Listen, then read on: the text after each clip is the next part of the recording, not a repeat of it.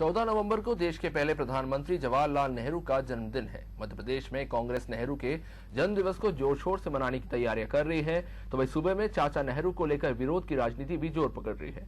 नेहरू को देश के लिए नुकसानदायक बताने वाली बीजेपी एक बार फिर उनके जन्म दिवस के आयोजन का विरोध कर रही है। खजुराहो से बीजेपी सांसद वी डी शर्मा ने कांग्रेस पर हमला बोलते हुए कहा कि नेहरू ने ही देश के भीतर 2 निशान 2 प्रधान के नियम लागू कराए, जबकि देश के असली नेता सरदार पटेल थे। बीजेपी के इस विरोध का कांग्रेस ने भी करारा जवाब दिया। सूबे के स्कूल शिक्षा मंत्री प्रभुराम चौधरी ने नेहरू के योगदान को याद करते हुए विपक्ष से इस मामले में राजनीति नहीं करने की मांग की।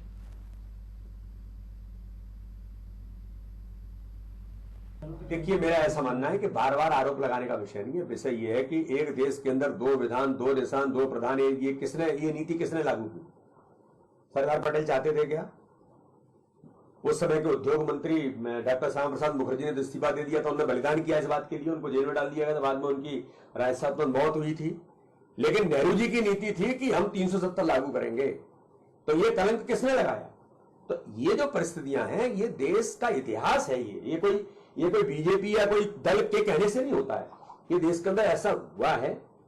और मैं व्यक्तिगत तौर पर किसी भी बड़े व्यक्तित्व के बारे में, जो इस देश के प्रधानमंत्री रहे हैं वो, इसलिए मैं कभी इस बात का उल्लेख नहीं करना चाहता। लेकिन उन सारी बातों के बारे में देश बहुत गंभीरता से, बेहतर तरीके से उनको जानता है।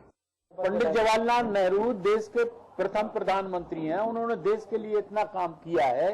आज आप देख रहे हो, इतने बड़े बड़े डैम हैं, इतने बड़े बड़े उद्योग हैं, जो उस समय पंडित जवाहरलाल नेहरू जब देश के प्रधानमंत्री थे तब लागू किया गया था।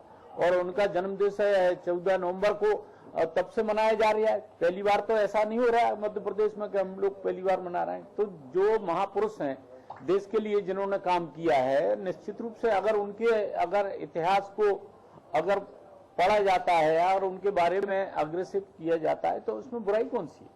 देखिए, मेरा ऐसा मानना है कि